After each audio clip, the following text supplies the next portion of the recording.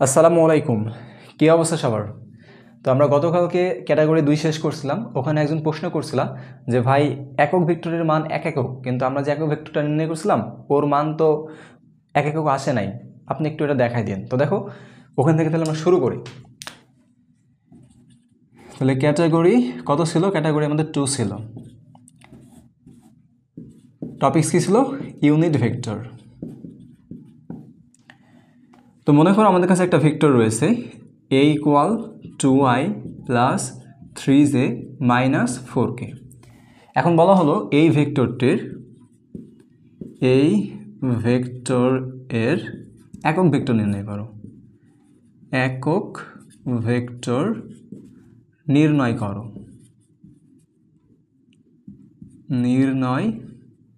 করো। তো এর মধ্যে প্রশ্ন। তো দেখো আমরা গতকালকে সূত্রে বলছিলাম একক ভেক্টর কীভাবে নির্ণয় করতে হয়। একটা ভেক্টরকে যদি সেই ভেক্টরের মান দ্বারা ভাগ করি তাহলে একক ভেক্টর পাওয়া যায়। তাহলে দেখো আমরা বসাই এখানে এ ভেক্টর কী দেওয়া আছে? এ ভেক্টর দেওয়া আছে 2i plus 3j minus 4k। আর এই ভেক্টরের মান কী হবে? মান কীভাবে নির্ণয় করছিলাম বলো, মনে আছে? তো মান নির্ণয় করতে গেলে আমাদের যে ভেক্টরের মান নির্ণয় করবো সে ভেক্টরের i এর সহগের পুরো স্কোয়ার, তারপরে সূত্রের প্লাস, তারপরে j এর সহগের পুরো স্কোয়ার, তারপরে সূত্রের প্লাস, তারপরে k এর সহগের পুরো স্কোয়ার। তাহলে আমাদের উপরে যা ছিল তাই 2i plus 3j minus 4k। আর নিচে কত আসবে? 2 এর পুরো স্কোয়ার দিলে আসে 4, 3 এর পুরো স্কোয়ার দিলে আসে 9, আর 4 এর পুরো স্কোয়ার দিলে 16। এখানে -4 কেন সেটা তো বুঝতে পারছো, কারণ আমাদের যে কে সহগ কী ছিল? -4 ছিল, এই জন্য -4 এর পুরো স্কোয়ার। তাহলে পরের লাইনে কী আসবে? উপরে যা ছিল তাই 2i plus 3j minus 4k। আর নিচে কী আসবে? 9 আর 16 25 আর 4 29, তাহলে √29। তার নিচে হচ্ছে আমাদের √29 থাকছে। তাহলে এইটাকে দেখো আমরা ইচ্ছা করলে এভাবে লিখতে পারি বীজগণিত ইউজ করে, যে 2/√29 into i plus 3/√29 into j minus 4/√29 into k। দেখো এটাকে আমি এভাবে লিখতে পারি, সাধারণ বীজগণিত ইউজ করছি, 9-10-এ শিখে আসছে এগুলো আশা করি। তাহলে এটা আমাদের কী ছিল? এটা হচ্ছে আমাদের একক ভেক্টর ছিল। এখন তোমাদের প্রশ্ন ছিল যে ভাই এই যে একক ভেক্টরের মান এক একক, এটা বের করে দেখাই দেন। তো দেখো এটা তো সিম্পল বিষয়, কীভাবে নির্ণয় করবো আমরা? তো এই পাশে দেখাই দিই। তো এখন আমরা চাচ্ছি কি এই একক ভেক্টরের মান নির্ণয় করবো। তাহলে দুই পাশে মডুলাস দিলে কি বোঝায়? মান বোঝায়। তাহলে মান কীভাবে নির্ণয় করতে হয়? রুট দিতে হয়। এরপর আয়ের সহগের পুরো স্কোয়ার। আয়ের সহগ কী ছিল? 2/√29। তাহলে 2/√29 এটার পুরো স্কোয়ার, তারপরে সূত্রের প্লাস। যে সহগ কী ছিল? 3/√29। তাহলে যে 3/√29 দিলাম, তারপর স্কোয়ার, তারপরে সূত্রের প্লাস।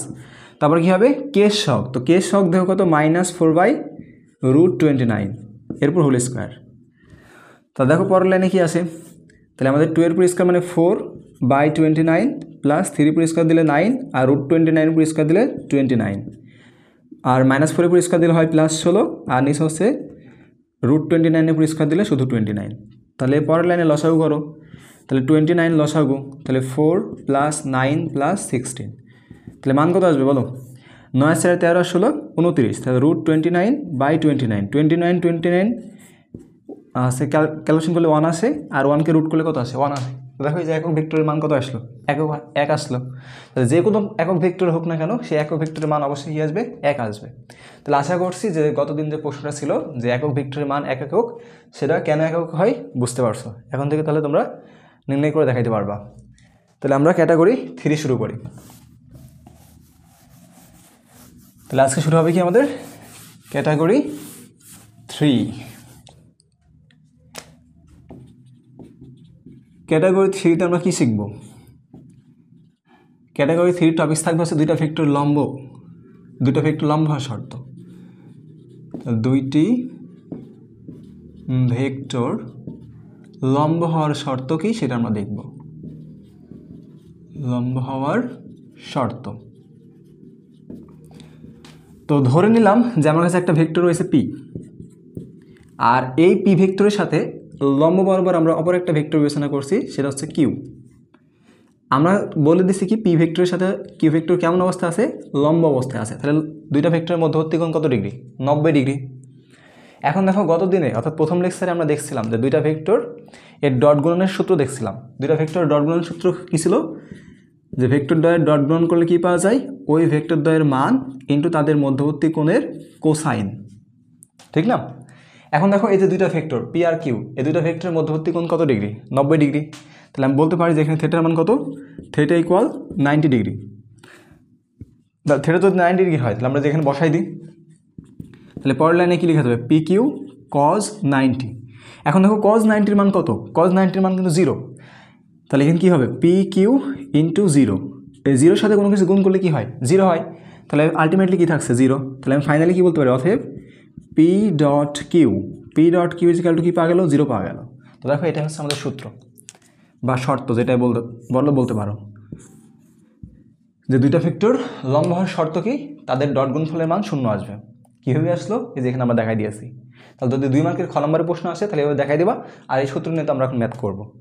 এখান থেকে যে ধরনের ম্যাথ আসে সেগুলো আমরা দেখবো, তাহলে বুঝতে পারবো এখান থেকে কী ধরনের ম্যাথ আসে। তাহলে আমরা কী বললাম, যে দুইটা ভেক্টর লম্ব হওয়ার শর্ত কী হবে, তাদের ডট গুণফলের মান 0 আসবে।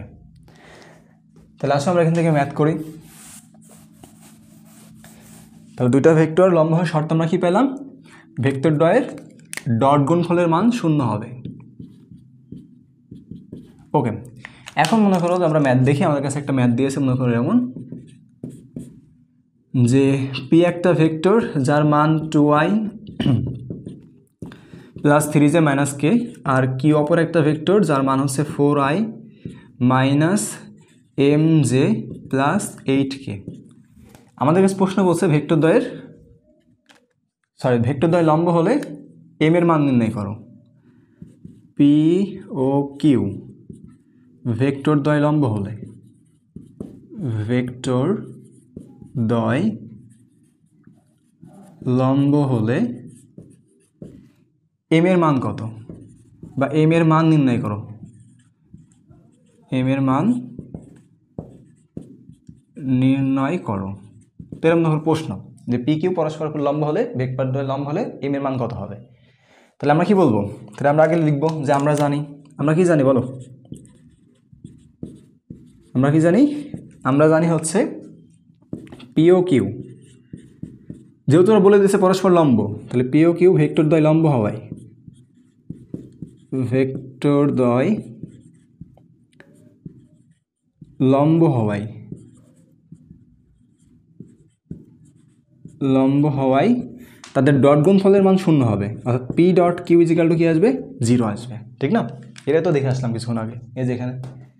তাহলে P dot Q, P vector কী দেওয়া আছে, পি ভেক্টর দেওয়া আছে 2i plus 3j minus K, আর কিউ ভেক্টর দেখো তো কী দেওয়া আছে, কিউ ভেক্টর দেওয়া আছে 4i minus mj plus 8k সমান কত, 0।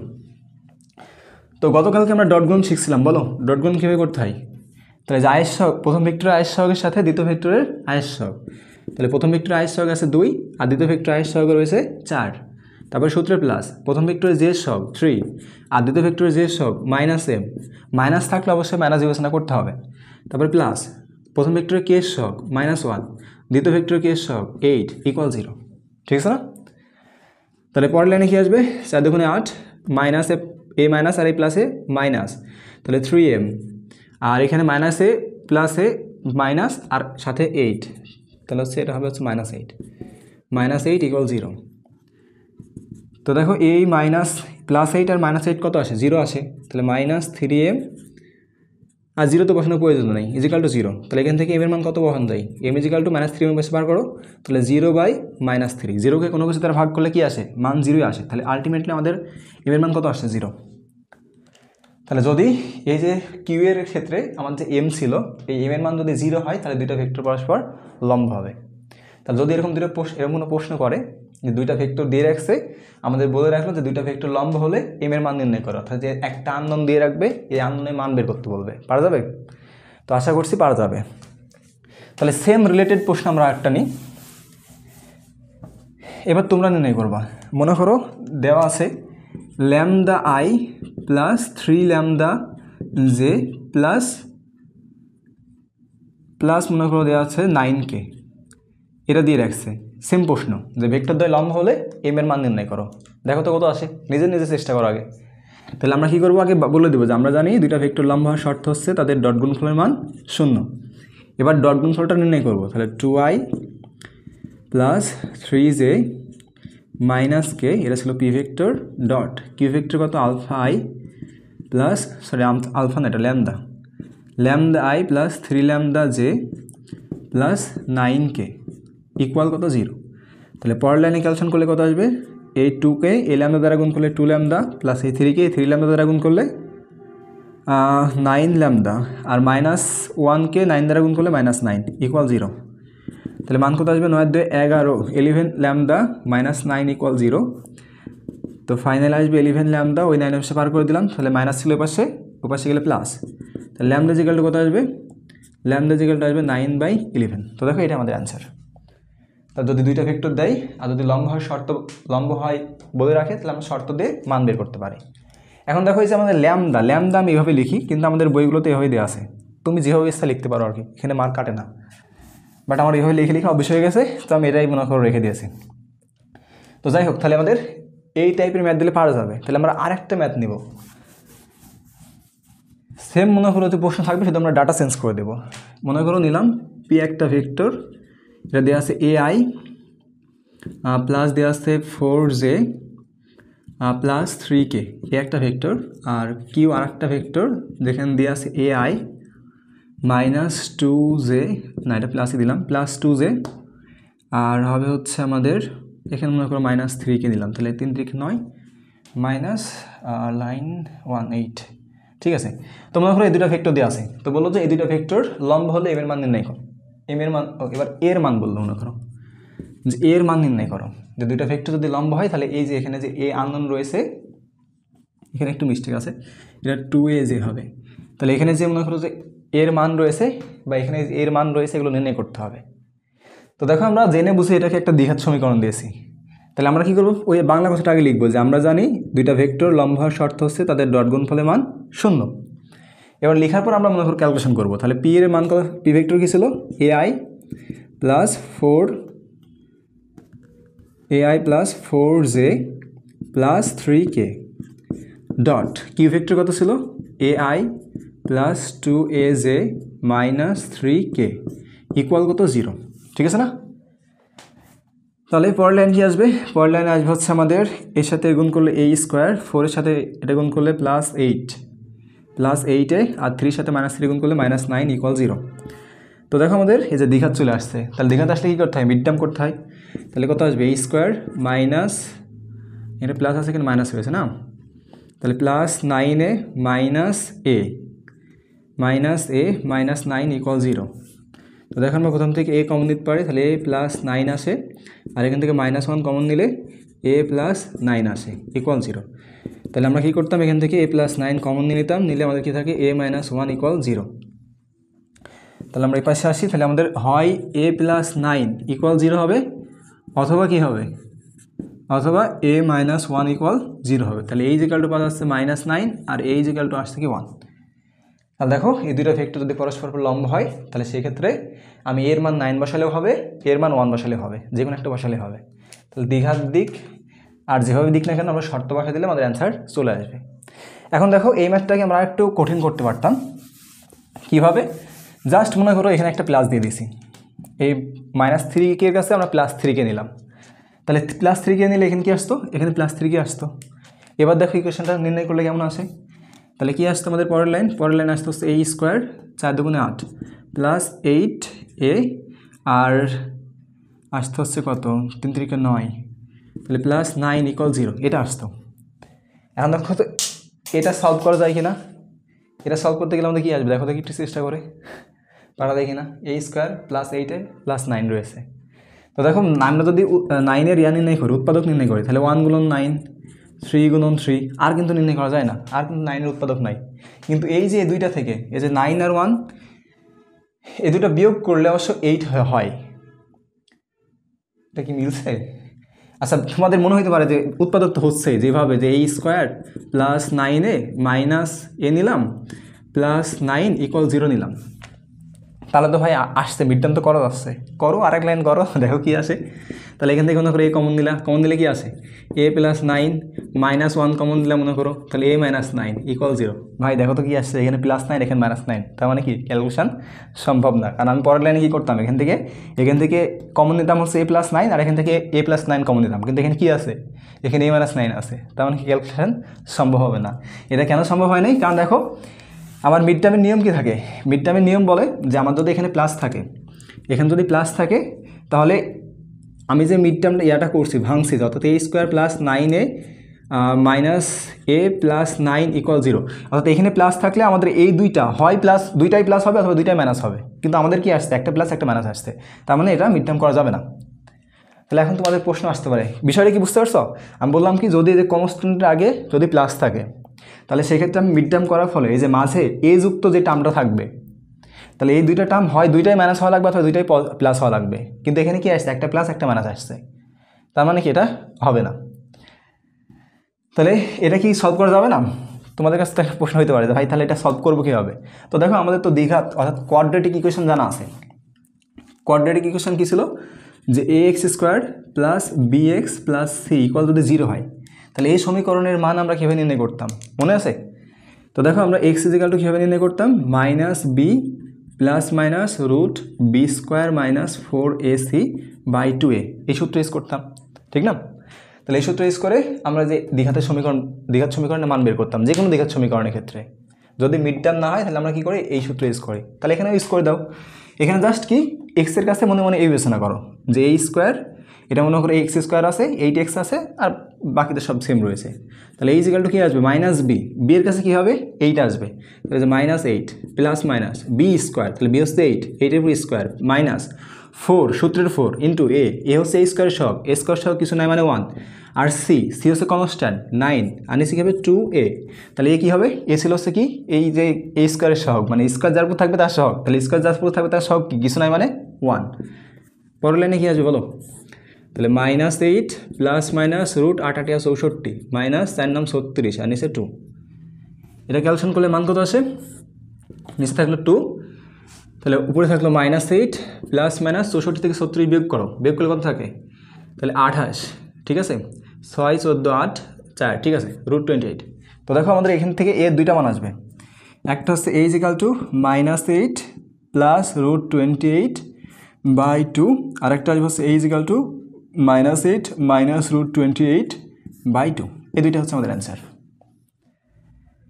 তো যে কোনো ইকুয়েশন দিক না কেন আমরা জাস্ট ছত্র বসাই দেবো, বসাই দেওয়ার পর আমরা সলভ করে দেবো। আর তোমাদের কাছে সাইন্টিফিক ক্যালকুলেটর আছে, সাইন্টিফিক ক্যালকুলেটর তো আমাদের যেসব দ্বিঘাত সমীকরণ সলভ করা যায়, যদি এমসিকিউতে আসে জাস্ট দ্বিঘাত সমীকরণ দিয়ে সলভ করে দিবা, আর যদি সৃজনশীলে আসে তাহলে সেক্ষেত্রে অবশ্যই দেখাই দেওয়া লাগবে একটু, নাহলে 3 মার্ক ন্যূনতম 3 মার্ক অথবা 4 মার্কের জন্য দিবে, তাহলে 3 মার্ক বা 4 মার্ক দিলে আমাদের ক্যালকুলেশনটা দেখাই দিতে হবে। তো আমি ধরছি যে যদি এই টাইপের আসে অর্থাৎ ক্যাটাগরি 3 আসে, দুইটা ভেক্টর লম্ব হবে কি না বা লম্ব হওয়ার শর্ত কী বা এই রিলেটেড ম্যাথ দেয়, তাহলে তোমরা এখন সলভ করতে পারবে। তাহলে আমরা এখন আসি ক্যাটাগরি 4, ক্যাটাগরি 04। এই ক্যাটাগরি 4তে আমরা শিখব হচ্ছে লম্ব অভিক্ষেপ নির্ণয় করা, লম্ব অভিক্ষেপ। লম্ব অভিক্ষেপের বিষয়টা অনেক ইজি, বাট কেন জানি না তোমরা এটা তো অনেক বেশি ঘাবড়ে যাও, বাট ঘাবড়ে যাওয়ার কিছুই না। দেখো আমার কাছে যদি একটা ভেক্টর থাকে, মনে করো এ একটা ভেক্টর আর অপর একটা ভেক্টর হচ্ছে বি, এটা মনে করো অপর একটা ভেক্টর হচ্ছে বি। এখন আমাকে বলা হলো যে এই এ এর দিকে, এই কথাটা কিন্তু গুরুত্বপূর্ণ, কার দিকে, এর দিকে কার লম্ব অভিক্ষেপ, এ বি এর লম্ব অভিক্ষেপ নির্ণয় করতে হবে। তাহলে আমি কথাটা একটু লিখলে একটু ভালো বুঝতে পারবে না। আমরা কি বলছি, এ এর দিকে, এই দিকেও বলতে পারে অথবা মনে করো উপরও বলতে পারে, যে এ এর উপর বি ভেক্টর, বি কাছাকাছি একটু, বি ভেক্টর এর লম্ব অভিক্ষেপ নির্ণয় করো, লম্ব অভিক্ষেপ নির্ণয় করো। তো নির্ণয় করে আমরা মনে করো প্রশ্ন রাখলাম না, লম্ব অভিক্ষেপ রেখে দিলাম এখানে, যে এর দিকে কথাটাও থাকতে পারে, উপরেও বলতে পারে, তাহলে এ এর দিকে বি এর লম্ব অভিক্ষেপ, এটা হচ্ছে প্রশ্ন। তাহলে দেখো আমাদের লম্ব অভিক্ষেপ নির্ণয় করতে হলে কি করতে হয়, যার দিকে বলে তার দিকটা বিবেচনা করতে হয়। আর কার লম্ব বিক্ষেপ? বি এর লম্ব বিক্ষেপ। তাহলে এ এর দিকে বি এর লম্ব বিক্ষেপ বসে, তাহলে যার লম্ব বিক্ষেপ বলবে, তো দেখো বি এর লম্ব বিক্ষেপ বলছে, তাহলে বি থেকে যার দিকে বলবে, কার দিকে বলছিল? এ এর দিকে, তাহলে এই বি এর শীর্ষ, বি এর প্রান্তবিন্দু থেকে এই এর উপরে একটা লম্ব টেনে দেব। তাহলে কি বলছিল? এ এর দিকে বি এর লম্ব বিক্ষেপ, তাহলে যার লম্ব বিক্ষেপ, কার লম্ব বিক্ষেপ? বি এর লম্ব বিক্ষেপ। তাহলে যে বি এর প্রান্তবিন্দু থেকে আমরা কি করছি? আমরা এর উপরে একটা লম্ব টানছি। তাহলে লম্ব টানলে এই যে দূরত্বটা আমরা পাচ্ছি বা এই যে দৈর্ঘ্যটা পাচ্ছি, এই দৈর্ঘ্যটাই হচ্ছে আমাদের, এই দৈর্ঘ্যের মানটাই হচ্ছে এর উপর বি এর লম্ব বিক্ষেপ। তো মনে করো এটার নাম দিলাম আমরা পি, আর এটার নাম দিলাম কিউ। তাহলে এই যে এ এর দিকে বি এর লম্ব বিক্ষেপ হচ্ছে পি কিউ, অর্থাৎ এই পি কিউ এর দৈর্ঘ্য যা হবে এর দিকে বি এর লম্ব বিক্ষেপ তাই হবে। তাহলে জাস্ট সিম্পল একটা বিষয়, যে শীর্ষবিন্দু থেকে আমরা কি করছি? লম্ব টানছি, যার দিকে বলবে, যার দিকে বলবে তার দিকে লম্ব টানছি। তো লম্ব টানলে আমরা যে মানটুক পাইলাম, যে দৈর্ঘ্যটা পাচ্ছি, সেই দৈর্ঘ্যটা হচ্ছে কি আমার লম্ব বিক্ষেপ। আশা করি বুঝাইতে পারছি। তাহলে এখন দেখো, এটা যদি শীর্ষবিন্দু যদি আর বিবেচনা করি, তাহলে আমরা পি কিউ আর একটা ত্রিভুজ পাইছি, ঠিক না? এখন দেখো এই ত্রিভুজের আমরা ধরলাম যে এই যে এ ভেক্টর আর বি ভেক্টরের মধ্যবর্তী কোণ ছিল হচ্ছে থিটা। তাহলে দেখো আমি যদি এটাকে বাইরে নিয়ে আসি, তাহলে আমাদের এরকম একটা কন্ডিশন দাঁড়ায় গেছে যে এটা হচ্ছে আমাদের পি বিন্দু, এটা হচ্ছে কিউ, আর এটা হচ্ছে আর। তো দেখো পি কিউ আর একটা ত্রিভুজ তৈরি হয়েছে, যেখানে এই একটা কোণের মান দিয়ে আছে থিটা, সরি এটা কিউ হয়ে গেছে, মনে করো এই কোণের মানটা হচ্ছে কত? থিটা। এখন দেখো এই যে বি ভেক্টরটা দেওয়া ছিল, এই বি ভেক্টর আমরা কি বুঝলাম? ভেক্টরের দুইটা কন্ডিশন থাকে, মানও থাকে, দিকও থাকে। এই যে তীর চিহ্ন বা অ্যারো চিহ্ন, এই অ্যারো চিহ্ন দ্বারা কি বোঝায়? ভেক্টরের দিক বোঝায়। এই অ্যারো চিহ্ন দ্বারা কি বোঝায়? ভেক্টরের দিক বোঝায়। আর এই যে পি আর এর যে দৈর্ঘ্যটা হবে, এই দৈর্ঘ্যটা হচ্ছে বি এর মান। তাহলে বি ভেক্টরের মানও থাকে, দিকও থাকে। তাহলে দিক কোনটা দ্বারা বোঝাচ্ছে? এই অ্যারো চিহ্ন দ্বারা বি ভেক্টরের দিক বোঝাইছে। আর এই পি আর দ্বারা কি বোঝাচ্ছে? পি আর এর যে দৈর্ঘ্যটা হবে, সেই পি আর এর দৈর্ঘ্যটা হচ্ছে এই বি ভেক্টরের মান হবে। তাহলে আমি বলতেই পারি যে পি আরটা হচ্ছে আমার কি? বি ভেক্টরের মান। পি আর এর দৈর্ঘ্য যা হবে, বি ভেক্টরের মানও সেম আসবে। আমাদের এখন কন্ডিশন হচ্ছে পি কিউ নির্ণয় করা। তো দেখো দেখি, এখানে একটা ত্রিভুজ দিয়ে আছে, এই ত্রিভুজের আমাদের এই পি কিউ এর মান জানতে হবে, যেখানে আমাদের এই অতিভুজ বি এর মান দিয়ে রাখছে, বা মনে করো অতিভুজ জানা আছে। তাহলে দেখো ভূমি জানতে হবে, অতিভুজ দেওয়া আছে, থিটা দিয়ে আছে। ভূমি আর অতিভুজের মধ্যে সম্পর্ক কোন ট্রাইগোনোমেট্রিক ফাংশন এই ভূমি আর অতিভুজের মধ্যে সম্পর্ক রিলেট করে? তো আমরা জানি কি? Cos theta. কস থিটা আমাদের ভূমি আর অতিভুজের মধ্যে সম্পর্ক রিলেট করে। কস থিটা ইকুয়াল টু কি? Base by hypotenuse. তাহলে বেস হচ্ছে আমাদের পি কিউ, আর হাইপোটেনাস মানে অতিভুজ। অতিভুজ কত? P R. আমাদের বের করতে হবে কি? পি কিউ বের করতে হবে। তাহলে পি আরকে বাম পাশে পাঠিয়ে দাও। তার ডান পাশে ভাগ ছিল, বাম পাশে আসলে গুণ হয়ে যাবে। তাহলে পি আর কস থিটা ইকুয়াল টু কত? P Q. এখন আমরা কি বলছিলাম? এই পি আর এর দৈর্ঘ্য যা, বি এর মানও তাই। তাহলে এখানে কি বলতে পারি? B cos theta equal to কি? P Q. আমরা যদি সাইড চেঞ্জ করে লিখি, তাহলে কি লিখতে পারি? P Q equal to B cos theta. আশা করছি এ পর্যন্ত বুঝতে পারছো। তাহলে যদি বুঝতে পারো, তাহলে আমি যে পি কিউ এর পরিবর্তে এখন কি লিখতে পারবো? পি কিউ এর পরিবর্তে এখানে লিখতে পারবো বি কস থিটা। তাহলে এর দিকে বি এর লম্ব বিক্ষেপ কত আসছে? B cos theta. বুঝতে পারছো না? বুঝতে পারো নাই? বুঝতে পারার কথা। আমরা কি বললাম? এর দিকে বি এর লম্ব বিক্ষেপ কত পাইলাম? বি কস থিটা পাইলাম। তাহলে এই যে এতটুকু, এই যে পি থেকে কিউ, এই যে এতটুকু পি থেকে কিউ, এতটুকু দৈর্ঘ্য কত? এই দৈর্ঘ্যের মান হচ্ছে বি কস থিটা। যেখানে বি কি? বি হচ্ছে এই বি ভেক্টরের মান, আর থিটাটা কি? দুইটা ভেক্টরের মধ্যবর্তী কোণ, আর কোসাইন তো আমাদের ট্রাইগোনোমেট্রিক ফাংশন। হ্যাঁ, যদি বুঝে থাকো আমরা নেক্সট স্টেপে যাই। নেক্সট স্টেপটা কি? দেখো আমাদের তো দিয়ে রাখছিল দুইটা ভেক্টর, যে এ একটা ভেক্টর ছিল আর বি একটা ভেক্টর ছিল, তাদের মধ্যবর্তী কোণ ছিল থিটা। এই তো দিয়ে রাখছিল, ঠিক না? এই তো দিয়ে রাখছিল প্রথমে। আমরা তো এখান থেকে জাস্ট লম্ব টানছিলাম এরপর। তাহলে যদি এই দিয়ে রাখে, তাহলে এখন দেখো আমাদের ওই যে ডট গুণনের সূত্রটা ছিল, যে A dot B equal to সূত্র কী ছিল? এ বি কস থিটা, এটা সূত্র ছিল। এখন দেখো আমাদের এই যে বি কস থিটা, এই বি কস থিটাকে আমি একসাথে রাখতে চাচ্ছি, আর বাকিগুলোকে অন্য পাশে রাখতে চাচ্ছি। তাহলে এ পাশে এটাকে পাশে বাম পাশে ভাগ করে দেওয়া লাগবে। তাহলে এ ডট বি, এ পাশে ডান পাশে গুণ ছিল, বাম পাশে আসলে ভাগ হয়ে যাবে, সমান সমান কি? B cos theta. আমি যদি সাইড চেঞ্জ করি, তাহলে কি লিখতে পারি? B cos theta is equal to A dot B, আর নিচে কি আসবে? এর মান। বুঝতে পারছো কি? জাস্ট সাইড চেঞ্জ করে নিছি। তাহলে দেখো, যে B cos theta is equal to কী ছিল? যে দুইটা ভেক্টর দেওয়া ছিল, সে দুটো ভেক্টরের ডট গুণন বাই কি? একটা ভেক্টরের মান। বুঝতে পারছো নয়? তাহলে দেখো এই যে বি কস থিটার পরিবর্তে আমি পরের লাইনে আরও একটা লাইন কি অ্যাড করতে পারি যে এ ডট বি বাই এ ভেক্টরের মান। তাহলে আমি সূত্র উপরেরটাও ইউজ করতে পারি, নিচেরটাও ইউজ করতে পারি। প্রশ্ন হচ্ছে কোনটা কখন ইউজ করব। তো দেখো যদি আমাদের বি ভেক্টর দেওয়া থাকে আর দুইটা ভেক্টর, যে দুইটা ভেক্টরের মানে যে দুইটা ভেক্টর নিয়ে আমাদের কাজ করতে বলবো ওই দুইটা ভেক্টরের মধ্যবর্তী কোণ দেওয়া থাকে, তাহলে সেক্ষেত্রে আমরা উপরে টেস্ট করবো। তাহলে যদি কোণ দেওয়া থাকে, দুইটা ভেক্টরের মধ্যবর্তী কোণ দেওয়া থাকলে ইউজ করবো উপরেরটা, আর যদি কোণ না দেওয়া থাকে তাহলে ইউজ করবো, যদি দুইটা ভেক্টর দেওয়া থাকে তাহলে সূত্র ইউজ করবো নিচেরটা। তাহলে লিখে রাখতে পারো যে কোণ দেওয়া থাকলে, দুইটা ভেক্টরের মধ্যবর্তী কোণ দেওয়া থাকলে উপরেরটা ইউজ করবো, আর দুইটা ভেক্টরের মধ্যবর্তী কোণ না দেওয়া থাকলে শুধুমাত্র দুইটা ভেক্টর দেওয়া থাকলে ইউজ করবো নিচেরটা। বুঝতে পারছো আশা করি। তাহলে এখন বলো, যদি এ ভেক্টরের দিকে বা এ ভেক্টরের উপর বি এর লম্ব বিক্ষেপ এটা হয়, তাহলে যদি প্রশ্নটা এরভাবে করতো যে এর উপর না বলে বা এর দিকে না বলে এবার বললো বি এর উপর বা বি এর দিকে, বি এর দিকে অথবা উপর কথাটা লিখতে পারো, যে কোনো একটা বলতে পারে। আগের বার বলছিল বি এর লম্ব বিক্ষেপ, এবার মনে করে বললো এর লম্ব বিক্ষেপ, এর লম্ব অভিক্ষেপ।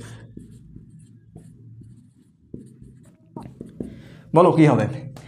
তাহলে এর দিকে বি এর লম্ব বিক্ষেপ ছিল বি কস থিটা, কার লম্ব বিক্ষেপ? বি এর লম্ব বিক্ষেপ, বি কস থিটা। তাহলে এখন বলো এর লম্ব বিক্ষেপ কি আসবে? বি এর লম্ব বিক্ষেপ যদি বি কস থিটা হয়, এর লম্ব বিক্ষেপ কি হবে? এ কস থিটা আসবে, এ কস থিটা। এখন দেখো B cos theta equal to যদি এ ডট বি বাই এর মান হয়, তাহলে A cos theta equal to কি আসবে? উপরের ডট গুণন সেম থাকবে আর নিচে শুধু এর কাছে কি আসবে? বি আসবে। তো আমরা মনে রাখবো যে যার দিকে বলবে, দেখো এর দিকে বলছে, যার দিকে বা যার উপর বলবে সেটা নিচে চলে যাবে। তাহলে এই যে এর দিকে বা এর উপর বলছিল, তাহলে যে এর উপরে এ ডট বি, আর এক্ষেত্রে কি বলছিল? বি এর দিকে বা বি এর উপরে, তাহলে আমরা কি বলবো? নিচে বি থাকবে আর বি এর উপরে কি থাকবে? এ ডট বি থাকবে। মনে হয় বুঝাতে পারছি, ঠিক না?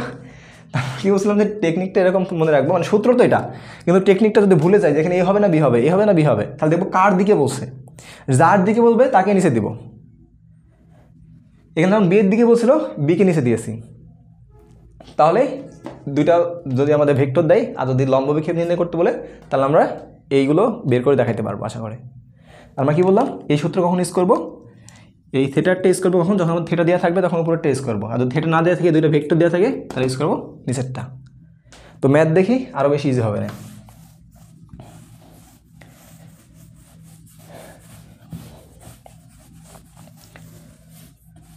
তো মনে করো আমাদের এরকম ম্যাথ দিয়েছে, ম্যাথ 1, এ একটা ভেক্টর এই যে কালো দিয়ে রাখছে 2i minus 5j minus 8k, বলো এটি এক্স অক্ষের সাথে, এক্স অক্ষের ধনাত্মক দিকের সাথে, ধনাত্মক দিকের সাথে 60 ডিগ্রি কোণে অবস্থান করলে, অবস্থিত লিখবো, আচ্ছা অবস্থিত লিখলাম, অবস্থিত। বলা হলো যে এ ভেক্টরের এক্স অক্ষের দিকে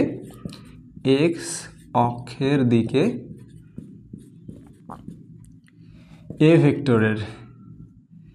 ভেক্টরের লম্ব অভিক্ষেপ নির্ণয় করো, লম্ব অভিক্ষেপ নির্ণয় করো। কি লিখছে এটা? লম্ব বিক্ষেপ নির্ণয় করো, এটা হচ্ছে প্রশ্ন।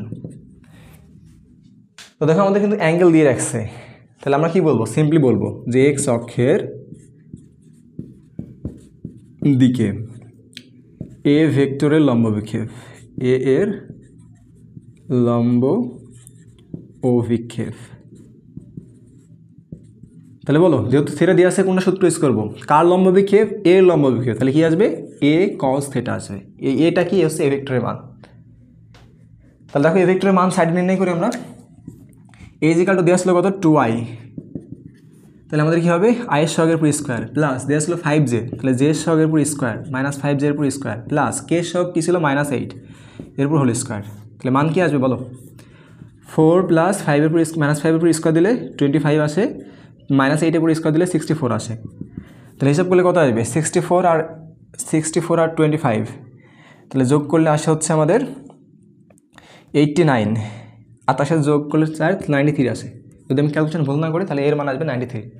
তাহলে দেখো এখানে কত আসবে, এর মান হচ্ছে √93, আর cos θ এর মান কত দিয়ে রাখছিল, দেখো আমাদের প্রশ্নে বলে রাখছে cos θ এর মান হচ্ছে 60 ডিগ্রি, তাহলে cos 60 মান কত বলো, cos 60 মান হচ্ছে হাফ, তাহলে আমি কি লিখতে পারবো, হাফ √93। তাহলে এইভাবে লিখতে পারো যে উপরে √93 দিলা আর নিচে মনে করো 2 দিলা, তোমার ইচ্ছা, এটা হচ্ছে অ্যান্সার। তাহলে যদি একটা ভেক্টর দিয়ে রাখে আর একটা ভেক্টর অপর কোনো ভেক্টর সাথে বা কোনো অক্ষের সাথে কত ডিগ্রি কোণ উৎপন্ন করছে যদি কোণ দেওয়া থাকে তাহলে সূত্র ইউজ করবে এটা। বাট এখানে আমাদের মনে করো যে এটা সৃজনশীল এখন পর্যন্ত আসে নাই, এমসিকিউতে মনে করো দিতে পারে বেশিরভাগ ক্ষেত্রে। তো যদি দেয় তাহলে আমরা এভাবে ইউজ করবো। এখন আসি যে আমাদের যদি দুইটা ভেক্টর দিয়ে রাখে, যে দুইটা ভেক্টর দিয়ে রাখছে, মনে করো একটা ভেক্টর হচ্ছে এটা আর একটা ভেক্টর নিলাম b = 3i - j - k, আর একটা ভেক্টর হচ্ছে এটা। এখন বললো যে মনে করো প্রশ্ন এটা বললো যে এর দিকে কোথায় লিখব, এখানে লিখি a এর দিকে ভেক্টর b এর লম্ব বিক্ষেপ নির্ণয় করো, লম্ব অভিক্ষেপ নির্ণয় করো। তো এটা প্রশ্ন। তো দেখো আমরা যেটা বলছি সেটাকে লিখবো যে কার দিকে, এর দিকে, এ এর দিকে কার লম্ব বিক্ষেপ, বি এর লম্ব বিক্ষেপ, তাহলে বি এর লম্ব অভিক্ষেপ, কার লম্ব বিক্ষেপ, বি এর লম্ব বিক্ষেপ। তাহলে সূত্র কি ছিল বলো, এখানে কি আমরা বি cos θ দেবো, অবশ্যই দেবো না, কারণ কি এখানে থেটা দেওয়া নাই, থেটা না দিয়ে থাকলে সূত্র কি আগে দুটো ডট গুণ করতে হবে উপরে, আর নিচে কি, নিচে কোনটা দিব, এ দেবো না বি দেবো, কার দিকে বসে, এর দিকে বসে, তাহলে নিচে এ ভেক্টরের মান আসবে। তাহলে বসে আমরা এ ভেক্টর কত দিয়ে আছে, 2i - 5j - 8k, আর বি ভেক্টর কত, 3i - j - k, আর নিচে কত হবে, এ ভেক্টরের মান, এ ভেক্টরের মান কীভাবে নির্ণয় করবো, 2 এর উপর স্কোয়ার প্লাস -5 এর উপর স্কোয়ার প্লাস -8 এর উপর স্কোয়ার। তাহলে পরের লাইন কী আসবে, আমরা নিচেরটা হিসাব করে কত পাইছিলাম, 93 পাইছিলাম সম্ভবত, ঠিক তো, 4 25 আর 29 29 আর 64 93 মতোই আসে সম্ভবত। আর উপরে কত আসবে দেখো, এই যে আয়ের সহগের সাথে আয়ের সহগ তাহলে 6, এই জের সহগের সাথে এই জের সহগ তাহলে +5, আর কে এর সহগের সাথে কে এর সহগ তাহলে +8, তাহলে মান কত আসে, 8 5 13 6, 8 5 13 6 19, তাহলে 19 বাই হচ্ছে কত √93, তাহলে এটা হচ্ছে অ্যান্সার। এর দিকে বি এর লম্ব বিক্ষেপ এই যে দিয়ে দিলাম, অ্যান্সার চলে আসলো। ইজি বিষয়টা কিন্তু, জাস্ট একটু মনে রাখতে হবে যে নিচে কী হবে। তাহলে এখন বলো এই প্রশ্নটা যদি ঘোরাই দিত, এর দিকে না বলে আমাদের বললো মনে করো এবার বি এর দিকে, বি এর দিকে এ এর লম্ব বিক্ষেপ, এই প্রশ্নটা দিয়েছে যে বি এর দিকে এর লম্ব বিক্ষেপ কত হবে। তাহলে এখানে কী হবে, এখানে হবে হচ্ছে বি আর এখানে কী আসবে এ, তাহলে বি এর দিকে এর লম্ব বিক্ষেপ, তাহলে যেহেতু কার দিকে বলছে বি এর দিকে, তাহলে নিচে কী আসবে, বি আসবে, আর বাকি সেম। তাহলে সেমভাবে বসাও, উপরে ছিল 2i - 5j - 8k, এর সাথে ডট দেবো কি বি কত ছিল 3i - j - k, আর নিচে কী আসবে, বি এর মান কত বলো এবার, বি এর মান হবে 3 পুর স্কোয়ার প্লাস -1 এর পুর হোল স্কোয়ার প্লাস -1 এর পুর হোল স্কোয়ার। তাহলে বলো হিসাব করলে মান কত আসে, 3 পুর স্কোয়ার দিলে আসে 9 + 1 + 1, আর উপরে কত থাকে, উপরে তো আমরা হিসাব করছিলাম আগে, কত আসছিল মান, মনে হয় 13 আসছিল, 2 × 2 = 6, 6 5 × 1 = 5 প্লাস আর 8 × 1 = 8, 8 5 13 19, সরি 19 আসছিল, 13 19, হ্যাঁ 19, আর নিচে কত আসছে 9 2 11, তো দেখো এটা অ্যান্সার। তাহলে যার দিকে বলবে তাকে নিচে তার মানটা নিচে ভাগ করে দেবো, অ্যান্সার শেষ, ইজি আছে কিন্তু বিষয়টা। তাহলে এটা গেল।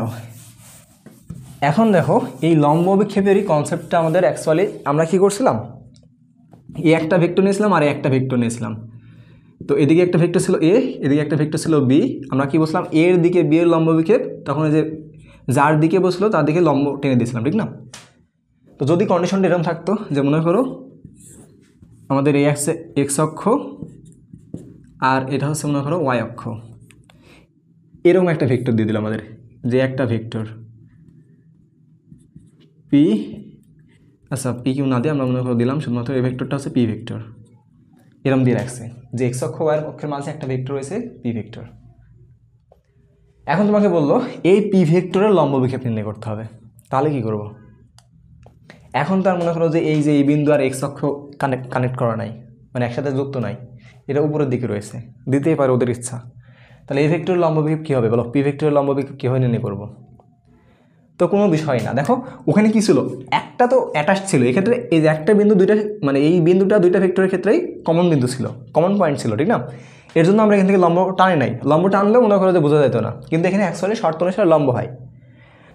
তাহলে আমাদের জাস্ট কী করতে হবে, যখন এরকম ডিসকানেক্ট থাকবে তাহলে আমি কী করবো, মনে করো প্রশ্নটা এটা করলো যে এক্স অক্ষের দিকে, এক্স অক্ষের দিকে পি ভেক্টর এর লম্ব অভিক্ষেপ, লম্ব অভিক্ষেপ কত হবে? তাহলে আমরা কী করবো, সিম্পলি মনে করো এই যে পি ভেক্টরটা দেওয়া আছে তার দুইটা প্রান্তবিন্দুতে চলে যাবো, প্রান্তবিন্দুতে যাওয়ার পর কী করবো, যার দিকে বলবে তার দিকে লম্ব টেনে দেবো। দেখো যেখানে একটা লম্ব টেনে দিলাম, সেমভাবে যেখান থেকে একটা মনে করো লম্ব টেনে দেবো, সোজা হচ্ছে না বাঁকা হচ্ছে? তো এই যে মনে করো লম্ব টেনে দিলাম, লম্ব টেনে দিলে দেখো এই যে দৈর্ঘ্যটা পাবো, মনে করো এখান থেকে এই যে দৈর্ঘ্যটা পাওয়া গেল, এটার নাম দিয়ে দিলাম মনে করো আমি এম এন দিয়ে দিলাম। তাহলে এই এম এন এর মান যা হবে এই পি ভেক্টরটার লম্ব অভিক্ষেপ তাই হবে। তাহলে আমরা কী বললাম যে এক্স অক্ষের দিকে পি এর লম্ব অভিক্ষেপ কত হবে, এই চিত্র অনুসারে এম এন হবে। তাহলে এখন তোমাদের কাছে আমার প্রশ্ন, ওয়াই অক্ষের দিকে এই পি ভেক্টরের লম্ব অভিক্ষেপ কত হবে বলো? এটা যদি বলতে পারো তাহলে তোমরা বুঝতে পারছো, আর না বলতে পারলে আবার দেখে নাও ভালো করে। আমি কি বলছি, ওয়াই অক্ষের দিকে, তাহলে যার দিকে বলবে কী করতে হবে, ওই ভেক্টরটা দুটো শীর্ষবিন্দু যাইতে হবে, যার পর কী করতে হবে, লম্ব টেনে দিতে হবে। তাহলে দেখো এখান থেকে লম্ব টানলে, এখান থেকে লম্ব টানলে মনে করো লম্বটা এরকম আসবে, আর এই শীর্ষ থেকে আবার মনে করো কী করবে, একটা লম্ব টেনে দেবো, লম্ব টানলে মনে করো এরকম কিছু একটা আসবে। ওকে, তাহলে দেখো এই যে দৈর্ঘ্যটা পাওয়া যাচ্ছে এটার নাম মনে করো আমরা দিয়ে দিলাম হচ্ছে এক্স ওয়াই। এই যে দৈর্ঘ্যটা এখান থেকে শুরু করে এই যে পর্যন্ত যে বিন্দুতে ছেদ, মনে করো দুইটা লম্ব ছেদ করবে, দুইটা লম্ব মনে করো যে ওয়াই অক্ষকে যে বিন্দুতে ছেদ করবে, এই দৈর্ঘ্যটা, এই এক্স ওয়াইটা হচ্ছে কি আমাদের ওই পি ভেক্টরের লম্ব অভিক্ষেপ। তাহলে এখানে কী হবে, এক্স ওয়াই আসবে। মনে হয় বুঝতে পারছি যে এক্স ওয়াই কখন আসবে আর এম এন কখন আসবে। তাহলে যার দিকেই বলুক না কেন, জাস্ট কী করবো, দুইটা লম্ব টেনে দেবো, আমার কাজ হচ্ছে এতটুকুই। লম্ব টেনে দিলে যে মানটা, লম্বটা ওই অক্ষকে যে বিন্দুতে বা অপর ভেক্টরকে যে বিন্দুতে, যে দুটো বিন্দুতে ছেদ করবে, ওই দুটো বিন্দুর মধ্যবর্তী যে দূরত্ব হবে বা দৈর্ঘ্যটা হবে, সেই দৈর্ঘ্যটাই হচ্ছে আমাদের কি ওই প্রদত্ত ভেক্টরের লম্ব বিক্ষেপ। তাহলে এক্স অক্ষের দিকে বললে এক্স অক্ষের দিকে লম্ব, ওয়াই অক্ষের দিকে বললে ওয়াই অক্ষের দিকে লম্ব। কি বুঝতে পারছো? আমি আশা করছি তোমরা বুঝতে পারছো।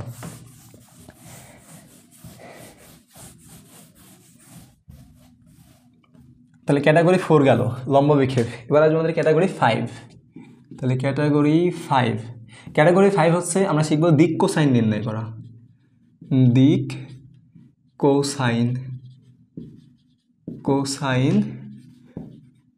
নির্ণয়। একটা বিষয় শেয়ার করি, আমি যখন এই ভিডিওটা আমরা ধরো এর আগে একবার কিন্তু শ্যুট করেছি, শ্যুট করার পর ওই পাশে যে যখন ভিডিও শেষ হয়ে গেছে আমি মনে করি ওই পাশে গেছি, যাই দেখি ভিডিও ওই যে যখন আমি মানে করছিলাম, মানে তোমার হচ্ছে ভিডিও শুরু করছিলাম, ওই সময় যে আমি মনে করি স্টার্ট বাটনে প্রেস করে নেই, তাই আমি মনে করো 1 ঘন্টা 1.5 ঘন্টা বকে গেছি, কিন্তু কোনো ফল আসে নাই। আমি যা দেখছি কি ফোন অফ হয়ে আছে, মানে ওইটা যেহেতু ভিডিও মানে স্টার্ট বাটনে প্রেস করে নেয়, তাহলে কী হয়েছে 10 সেকেন্ড না 15 সেকেন্ড পর আপনি অফ হয়ে গেছে। তো এটা হচ্ছে আমি দ্বিতীয়বার শ্যুট করছি। আচ্ছা যাই হোক, তো দিক কোসাইন নির্ণয়টা কি, এখানে মনে করো আমাদের একটা ভেক্টর দেওয়া থাকবে। এখন বলবো যে ওই ভেক্টরটা এক্স অক্ষ, আমরা গতকালকে বলছিলাম যে আমাদের 9-10 পর্যন্ত দ্বিমাত্রিক স্থানাঙ্ক ব্যবস্থা সম্পর্কে বা দুই অক্ষ নিয়ে আমরা মনে করো কাজ করে আসছি, 2D নিয়ে আমরা কাজ করে আসছি, বাট এখন থেকে আমাদের 3 ডাইমেনশনাল নিয়ে কাজ করা লাগবে। তাহলে 3 ডাইমেনশনাল আমাদের কয়টা অক্ষ থাকে, 3টা অক্ষ থাকে। কী কী থাকে, এক্স অক্ষ, ওয়াই অক্ষ, জেড অক্ষ। এটাও বলছিলাম যে এক্স অক্ষ, ওয়াই অক্ষ, জেড অক্ষকে আমরা আই জে কে এই 3টা আয়তাকার ভেক্টর দ্বারা প্রকাশ করে থাকে। এক্স অক্ষকে রিপ্রেজেন্ট করে আই ভেক্টর, ওয়াই অক্ষকে রিপ্রেজেন্ট করে জে ভেক্টর, আর জেড অক্ষকে রিপ্রেজেন্ট করছিল কে ভেক্টর, ঠিক না? ওকে, তাহলে যদি ওটা মনে থাকে তাহলে এখন মনে করো আমাদের এই টপিক্সের বোঝাতে সুবিধা হবে যে দিক কোসাইন কীভাবে নির্ণয় করবো। তো আমি এই বিষয়টা একটা মনে করো কলমের মাধ্যমে একটা এক্সাম্পল দিই। মনে করো যে আমাদের কাছে এই যে 3-4টা কলম রয়েছে, এটা মনে করো আমাদের এক্স অক্ষ, এটা মনে করো ওয়াই অক্ষ, আর এটা মনে করো জেড অক্ষ। আমরা কিন্তু বলছিলাম প্রথম দিন যে 3টা অক্ষই পরস্পরের উপর লম্ব অবস্থায় থাকে। তো মনে করো যে ধরে নাও যে 3টার উপর লম্ব অবস্থায় রয়েছে, তাহলে এটা হচ্ছে এক্স অক্ষ, এটা হচ্ছে ওয়াই অক্ষ, আর এটা জেড অক্ষ। এখন মনে করো আমার কাছে একটা ভেক্টর দিয়েছে, সেই ভেক্টরটা এ বরাবর রয়েছে। তো দেখো এ না এক্স অক্ষের দিকে আছে, না ওয়াই অক্ষের দিকে আছে, না জেড অক্ষের দিকে আছে, এ কিন্তু কোনো নির্দিষ্ট কোনো অক্ষের দিকে নাই, 3টা অক্ষরই মাঝ বরাবর কোনো একটা জায়গায় রয়েছে। তাহলে দেখো এই ভেক্টরটা, এই যে লাল কলমটা, এই ভেক্টরটা কিন্তু এই যে এক্স অক্ষের সাথেও তার একটা নির্দিষ্ট কোণ থাকবে, এই ওয়াই অক্ষের সাথেও, এই যে ওয়াই অক্ষের সাথেও তার একটা নির্দিষ্ট কোণ থাকবে, আবার দেখো এই যে জেড অক্ষের সাথেও তার একটা নির্দিষ্ট কোণ থাকবে। তো এই কোণের মানগুলো আমাদের নির্ণয় করতে বলবে। তো এটাই হচ্ছে আমাদের দিক কোসাইন নির্ণয়ের মূল বিষয়। তাহলে আমাদের একটা ভেক্টর দিবে, ওই ভেক্টরটা এক্স ওয়াই জেড অক্ষের সাথে কী কী কোণ উৎপন্ন করবে সেটা নির্ণয় করতে হবে। তো দেখো আমরা গতকালকে বলছিলাম যে আমাদের যদি এক্স অক্ষ, ওয়াই অক্ষ এবং জেড অক্ষ, এক্স অক্ষ, ওয়াই অক্ষ এবং জেড অক্ষ, এই 3টা অক্ষের দিকেই, 3টা অক্ষের মাঝে কোনো একটা ভেক্টর বোঝাইতে, মনে করো একটা ভেক্টর রয়েছে, এটা কোন দিকে দেবো, মনে করো হচ্ছে এদিকে দিলাম, আমার তো যেদিকে ইচ্ছা সেদিকে দিতে পারি, এদিকে দিলাম মনে করো। তো এইটা মনে করো আমাদের একটা ভেক্টর, এই ভেক্টরের নাম দিলাম মনে করো পি ভেক্টর। তাহলে পি ভেক্টরটা দেখো এই যে এক্স অক্ষের সাথে এই কোণটা উৎপন্ন করবে, ওয়াই অক্ষের সাথে এই কোণটা উৎপন্ন করবে, আর জেড অক্ষের সাথে এই কোণটা উৎপন্ন করবে, ঠিক না? এখন এই পি ভেক্টরকে আমরা রিপ্রেজেন্ট করছিলাম কীভাবে, পি ইজ ইকুয়াল টু মনে করো একটা সাপোজ মনে করো মান নিচ্ছি, P is equal to A I plus B J plus C K, যেখানে এ বি সি কি, এ বি সি হচ্ছে কনস্ট্যান্ট, কনস্ট্যান্ট মানে যে কোনো কিছু মান হতে পারে, আমরা স্পেসিফিক কোনো মান দিচ্ছি না, যে কোনো মান হতে পারে। তাহলে দেখো আই জে কে যখন এই 3টা আয়ত একক ভেক্টর কোনো একটা ভেক্টরকে রিপ্রেজেন্ট করবে, বা কোনো এই 3টা আয়ত একক ভেক্টর দ্বারা কোনো একটা ভেক্টরকে রিপ্রেজেন্ট করা হবে, তখন বোঝা যাবে যে যে ভেক্টরটাকে রিপ্রেজেন্ট করছে এই ভেক্টরটা এই এক্স ওয়াই জেড 3টা অক্ষের মাঝে কোথাও অবস্থান করছে। আমরা কি বলছিলাম, এটা বলছিলাম যে যদি সাপোজ মনে করো পি ইজ ইকুয়াল টু এরকম একটা দেওয়া থাকে যে 2i প্লাস 3j, এটা দ্বারা কি বোঝাই, এটা দ্বারা বোঝায় যে পি একটা ভেক্টর যেটা এক্স আর ওয়াই, যেহেতু এই যে আই আর জে রয়েছে, এটা হচ্ছে এক্স ওয়াই তলে রয়েছে, কিন্তু এটা দ্বারা কি বোঝাবে, এটা এক্স ওয়াই জেড এই 3টা অক্ষেরই মাঝে কোনো জায়গায় রয়েছে, যেটা আমরা মনে করো কিছু আগে চিত্রে ওই যে কলম দিয়ে দেখাচ্ছিলাম। তাহলে যদি এই আই জে কে 3টা একক ভেক্টরই উপস্থিত থাকে কোনো একটা ভেক্টরকে রিপ্রেজেন্ট করতে, তাহলে বুঝবো ওই ভেক্টরটা এক্স অক্ষের দিকেও কিছু অংশ রয়েছে, ওয়াই অক্ষের দিকেও কিছু অংশ রয়েছে, জেড অক্ষের দিকেও কিছু অংশ রয়েছে। এখন মনে করো এই পি ভেক্টরের মান দিয়ে রাখছে আমাদের, যে পি ভেক্টর ইজিক্যাল টু দেওয়া আছে 2i মাইনাস 4j প্লাস মনে করো 2k দিলাম না, মনে করো 5k দিলাম, 5k, এটা হচ্ছে একটা ভেক্টর দিয়েছে। এখন বলছে এই ভেক্টরটি, এই ভেক্টর, এটা মুছে দিলাম, তাহলে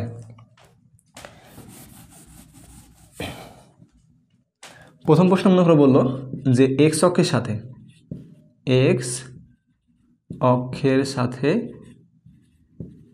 যে কোণ তৈরি করে বা যে কোণ সৃষ্টি করেছে, যে কোণ সৃষ্টি করবে তার নির্ণয় করো। তাহলে বলো এই ভেক্টর এক্স অক্ষের সাথে কোন সৃষ্টি করবে, কীভাবে নির্ণয় করবো? তো আমরা আগে চিত্রের মাধ্যমে দেখে দেব কী বলছে বিষয়টা। তো মনে করো এটা হচ্ছে আমাদের এক্স অক্ষ, আর এই অক্ষের সাথে আমাদের মনে করো যে ভেক্টরটা দিয়ে আছে এটা হচ্ছে সেই পি ভেক্টর, এই পি ভেক্টরটা এক্স অক্ষের সাথে যে কোণ উৎপন্ন করছে সেই কোণের মানটা নির্ণয় করতে বলছে। তো দেখো আমরা ভাই প্রথম লেকচারে প্রথম ক্যাটাগরিতে বলছিলাম যে 2টা ভেক্টর দেওয়া থাকলে তাদের মধ্যবর্তী কোণ কীভাবে নির্ণয় করতে হয়, বলো? 2টা ভেক্টর দেওয়া থাকলে তাদের মধ্যবর্তী কোণ ডট গুণফলের মাধ্যমে নির্ণয় করতে হয়। বাট তোমাদের প্রশ্ন হতে পারে যে ভাই এখানে তো পি ভেক্টর দেওয়া আছে, একটা ভেক্টর দেওয়া আছে, আর একটা ভেক্টর কই? তো দেখো এই এক্স অক্ষ বরাবর কিন্তু আমাদের অলওয়েজ একটা ভেক্টর এক্স অক্ষকে নির্দেশ করতে আমরা ব্যবহার করি। কোন ভেক্টর? আয়ত একক ভেক্টর। আয়ত একক ভেক্টর কী ছিল? এক্স অক্ষ বরাবর আই ছিল। তাহলে আমি এখানে কি লিখতে পারি? এটা লিখতে পারি না, P dot I equal to কি, পি ভেক্টরের মান ইন্টু আই একক ভেক্টরের মান ইন্টু তাদের মধ্যবর্তী কোণের কোসাইন লিখতে পারি। আমার লাগবে কি, থিটার মান বের করা লাগবে। তাহলে এটুকুকে এক পাশে রাখি আর অন্যগুলোকে অন্য পাশে বাড়াই দিই। তাহলে দেখো এই পাশে গুণ ছিল, তাহলে এই পাশে বাম পাশে বাড়াই দিলে কী হবে? ভাগ চলে আসবে। তাহলে যে পি এর মান আর আই একক ভেক্টরের মান ইজিক্যাল টু কত? Cause theta. তাহলে আমরা যদি সাইড চেঞ্জ করি তাহলে কি লিখতে পারবো? Cos theta equal to P vector into হচ্ছে আই একক ভেক্টর আর নিচে হচ্ছে পি ভেক্টরের মান আর তার সাথে গুণ অবস্থায় থাকবে কি, গুণ অবস্থায় থাকবে হচ্ছে আই একক ভেক্টর। এই নিচে আবার ডট দিও না, ডট দিলে কিন্তু আমাদের মনে করো ডট, এই ভেক্টর অধ্যায় বিশেষ করে আমাদের মনে করো ডট ক্রস এইগুলো মানে যে গুণ চিহ্ন দেওয়া বা এরকম ডট চিহ্ন দেওয়া এটা খুবই সেন্সিটিভ। ভেক্টর অধ্যায় পরে তুমি মনে করো গুণ চিহ্ন বা ডট চিহ্ন দিলে সমস্যা নাই, বাট ভেক্টর যেহেতু আমাদের ডাইভারজেন্স ক্রাল এগুলো নির্ণয় করতে হয়, অর্থাৎ ডট গুণন ক্রস গুণন নির্ণয় আছে, আমরা যদি ডট দিই ক্রস দিই এটা কিন্তু আমাদের মনে করো যে হচ্ছে যদি মানে কনসেপ্টটা এরকম থাকে যে মনে করো সাপোজ আমি র্যান্ডমলি একটা ক্রস দিয়ে দিলাম বাট আমাকে ডাইভারজেন্স নির্ণয় করতে বসে, তো সেই ক্ষেত্রে মনে করো যে ক্রস দেওয়াটা কিন্তু আবার মনে করো ভুল হিসাবে বিবেচনা করতে পারে। তো আমরা চেষ্টা করবো যে বিশেষ করে ভেক্টর অধ্যায়টাই এই ডট মানে ডট গুণনের ক্ষেত্রে ডট ইউজ করব, আর ক্রস গুণনের ক্ষেত্রে ক্রস ইউজ করবো, বাকি গুণনের ক্ষেত্রে অ্যাভয়েড করার চেষ্টা করব। আচ্ছা যাই হোক, তো দেখো পি ভেক্টরের মান কত দেওয়া ছিল, পি ভেক্টরের মান পি ভেক্টর কত দেওয়া ছিল, পি ভেক্টর দেওয়া ছিল হচ্ছে 2i মাইনাস হচ্ছে 4j প্লাস হচ্ছে 5k, আর ডট ডট হচ্ছে কি আই একক ভেক্টর। পি ভেক্টরের মান নিচে কি, পি ভেক্টরের মান কীভাবে নির্ণয় করবো বলো, আই সহগের পুরো স্কোয়ার জে প্লাস জে সহগের পুরো স্কোয়ার প্লাস কে সহগের পুরো স্কোয়ার। আর দেখো গতকালকে আমরা বলছিলাম একক ভেক্টরের মান সবসময় কি হয়, একক ভেক্টরের মান সবসময় এক একক হয়। আজকে কিন্তু প্রথমেই যেটা দিয়ে শুরু করছে ওখানে কিন্তু দেখাইছিলাম যে সকল একক ভেক্টরের মান কী হয়, এক একক আসে। তো তুমি চাইলে এখানে গুণ দিয়ে এক লিখতে পারো, না লিখলেও সমস্যা নাই। তো মনে করো আমরা রেখে দিলাম। আর যদি মনে করো যে না আমি এক দিব না, তোমার ইচ্ছা, দিতেও পারো নাও পারো, তো মনে করো কেটে দিলাম, কারণ এটা এক দিতে গেলে আবার মনে করো আবার ইয়া করা লাগবে, ব্যাকেট দেওয়া লাগবে, মনে করো ব্যাকেট দিতে লাগবে, অথবা মনে করো যে ক্রস চিহ্ন ইউজ করা লাগবে। তো ওর সাথে মনে করো যে না দেওয়াই ভালো, মানে না দেওয়া ভালো, তবে দিতে পারো তোমার ইচ্ছা। তাহলে দেখো পরের লাইনে ক্যালকুলেশন করলে মান কি আসবে, তাহলে পরের লাইন ক্যালকুলেশন করলে যে আয়ের সাথে আয়ের সহগ গুণ, তাহলে 2 হবে উপরে। এখন দেখো আয়ের সাথে আয়ের সহগ গুণ করলাম, এখানে কি দ্বিতীয় ভেক্টরটা কি, দ্বিতীয় ভেক্টর হচ্ছে আই একক ভেক্টর। দ্বিতীয় ভেক্টরের ক্ষেত্রে কিন্তু যে রয়েছে, যেও নাই কেউ নাই, তাহলে যেগুলো নাই তার সহগ কি শূন্য ধরতে হয়। তাহলে শূন্য ধরলে দেখো পরেরটাতে কি আসতো 4 মানে প্লাস সূত্রে প্লাস আসতো, এখানে যে সহগ কী রয়েছে -4, আর এই যে দ্বিতীয় ভেক্টরটাতে যেহেতু যে সহগ নাই তাহলে কি আসবে 0 আসবে। তারপরে আবার কি সূত্রে প্লাস আসবে, তারপর কি প্রথম ভেক্টরের কে সহগ কী ছিল 5, আর দ্বিতীয় ভেক্টরের কে সহগ আছে, দ্বিতীয় ভেক্টর শুধু আই ছিল, কে সহগ কে কিন্তু ছিল না, তাহলে যেটা ছিল না তার সহগ কী আসবে 0, তাহলে 5 × 0। আর নিচে কী আসবে, নিচে মনে করো মান যা ছিল তাই, তাহলে 4 + 16 + 25, আর 1 দ্বারা কোনো কিছু গুণ করলে মানে কোনো চেঞ্জ হয় না। তো আমার মনে হয় এখানে 1 না দেওয়াই ভালো, মানে শুধু মনে করো 1 দিলে আরও দেখতে খারাপ লাগছে, তো আমরা এখানে রেখে দিলাম আর কি, কারণ আমরা এখানে সূত্র দিয়েই রাখছি, স্যার বুঝে নেবে এটা। এখন দেখো এই যে -4 × 0 + 5 × 0 এটা লেখার চাইতে শুধু মনে করো তুমি যদি 2 দাও তাহলে এটা লিখলে শুধু 2 লিখলেও এনাফ। তো দেখো শুধু 2 লিখলে আমাদের খাতাও আছে, কলমের কালিও বাঁচে, সময় বাঁচে, মোট কথা মানে যেটা বেশি গুরুত্বপূর্ণ সময় বাঁচে। তো এইভাবে লিখে ভালো, জাস্ট আই যেহেতু আই রয়েছে শুধু, দ্বিতীয় ভেক্টরটা শুধু আই, তাহলে আয়ের সাথে আই গুণ করে দিয়েছি, মান আসছে 2, বাস কাহিনী শেষ। আর এখানে আমরা কি বললাম, যাই একক ভেক্টর, এই একক ভেক্টরের মান 1, তুমি চাইলে এখানে 1 গুণ অবস্থায় দিতেও পারো, না দিলেও কোনো সমস্যা নেই। তাহলে দেখো আমরা কী পাইছি, ফাইনালি কী পাইছি, cos θ = আমরা পাইলাম উপরে 2 আর নিচে হচ্ছে কত, হিসাব করলে কত আসবে, 16 × 4 = 20, 20 আর 25 যোগ করলে কত আসে 45। যদি ক্যালকুলেশন ঠিক থাকে তাহলে আমাদের হবে হচ্ছে √45। তাহলে এখন বলো θ = কত আসবে, cos বাম পাশে আছে, ডান পাশে পার করে দিলে ইনভার্স আকারে চলে যাবে, তাহলে cos ইনভার্স অফ উপরে 2 আর নিচে √45, তাহলে এটা হিসাব করলে মান চলে আসবে। তো দেখি হিসাব করে কত আসে, তাহলে শিফট cos উপরে হচ্ছে 2 আর নিচে হচ্ছে √45, তাহলে মান কত আসছে 72.65, তাহলে মান আসছে 72.65 ডিগ্রি। তাহলে এই যে একটা ছোট্ট প্রসেস ইউজ করে আমরা মান বের করে ফেলছি। তাহলে দেখো এই পি ভেক্টর টেক্সট অক্ষের দিকের সাথে কত ডিগ্রি কোণ উৎপন্ন করছে, 72.65 ডিগ্রি কোণ উৎপন্ন করছে। তাহলে এই যে কোণের মান কত 72.65 ডিগ্রি। পারা যাবে না, ইজি আছে কিন্তু। তাহলে এখন বলো যদি সেম প্রশ্নটা এভাবে বলতো, সেম প্রশ্নটা কীভাবে বলছে, এভাবে বলছে যে 2 নম্বর প্রশ্ন, এক্স অক্ষের কাছে শুধুমাত্র ওয়াই অক্ষে বলছে, ওয়াই অক্ষের সাথে যে কোণ উৎপন্ন করে, অর্থাৎ যে পি ভেক্টরটা ওয়াই অক্ষের সাথে যে কোণ উৎপন্ন করবে সে ভেক্টরের মান নির্ণয় করতে বলছে। তাহলে এবার কী করবো বলো, তাহলে এই ক্ষেত্রে আমরা ওয়াই বরাবর ভেক্টর যে বিবেচনা করব, আর এই যে এটা মনে করেন আমাদের পি ভেক্টর ছিল, এই কোণের মানটা আমাদের নির্ণয় করতে হবে, এটা হচ্ছে ওয়াই অক্ষ। তাহলে এটা চেষ্টা করো, দেখো তো পারা যায় কি না, পারা যাবে? আর যদি না পারা যায়, যারা পারছো তারা তো পারছোই, আর যারা পারো নাই তারা আমার সাথে আরেকবার দেখে নাও। তাহলে পি ডট জে, যেহেতু দুইটা ভেক্টরের মধ্যবর্তী কোণ, আর মধ্যবর্তী কোণ নির্ণয়ের সূত্র কি, ডট গুণফল নির্ণয় করা। তাহলে এই পাশে কী হবে, পি এর মান ইন্টু হচ্ছে জে একক ভেক্টরের মান আর তাদের মধ্যবর্তী কোণের কোসাইন, ঠিক না? তাহলে আমাদের কস থিটা নির্ণয় করতে হবে, কস থিটাকে এক পাশে নির্ণয় আসলাম, তাহলে ডান পাশে কী থাকবে, পি ডট জে, আর নিচে কী থাকবে, পি এর মান আর জে একক ভেক্টরের মান।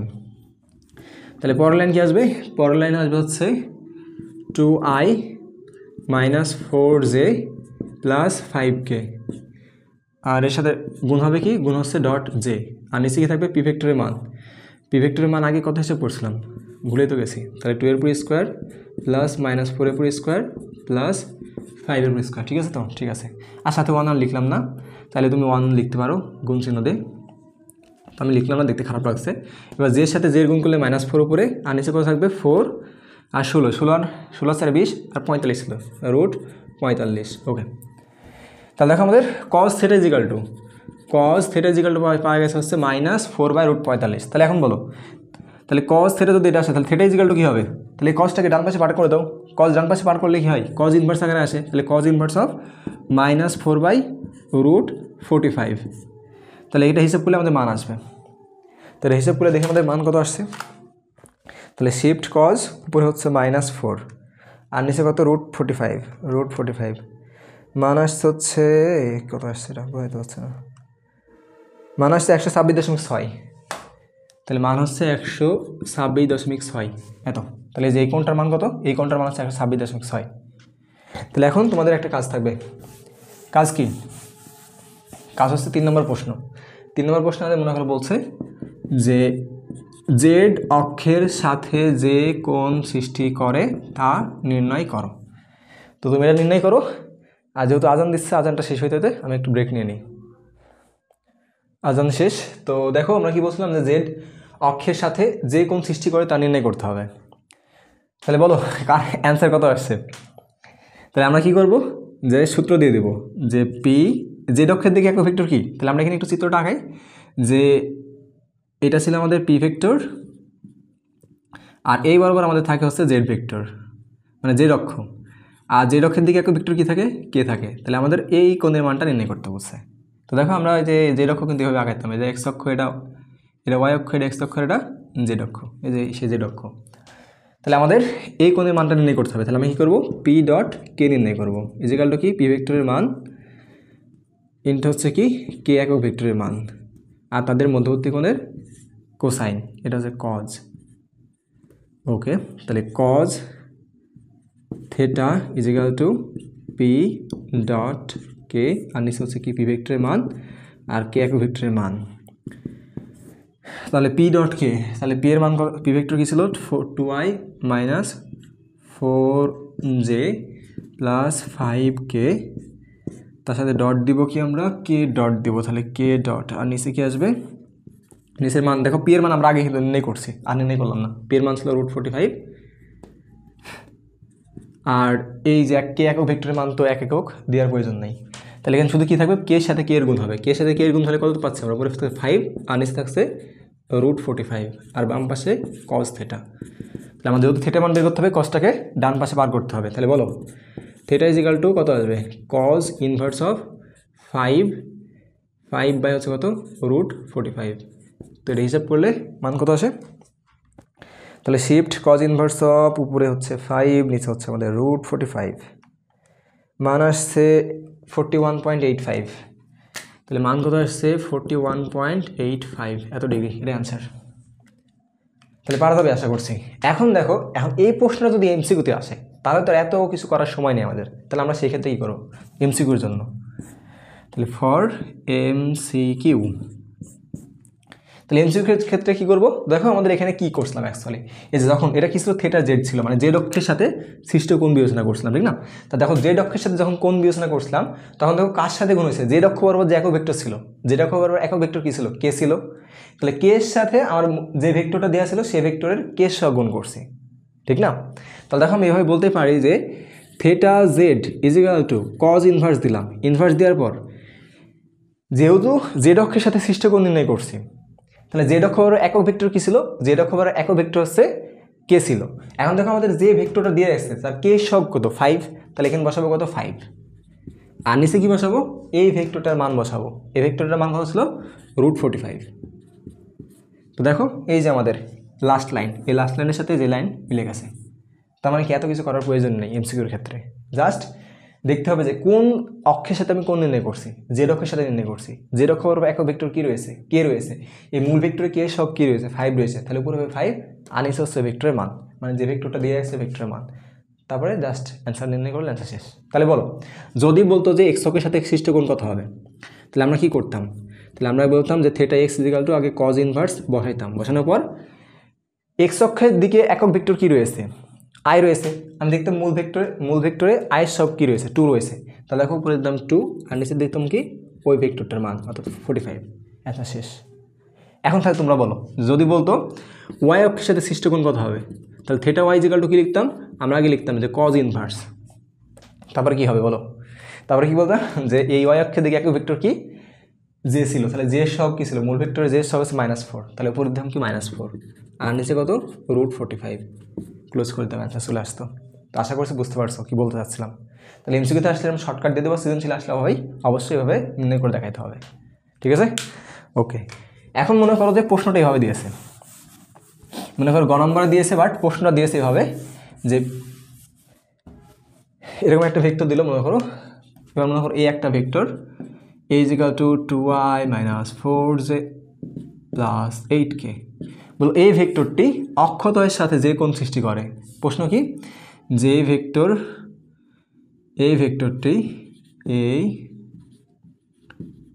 ভেক্টরটি অক্ষদ্বয়ের সাথে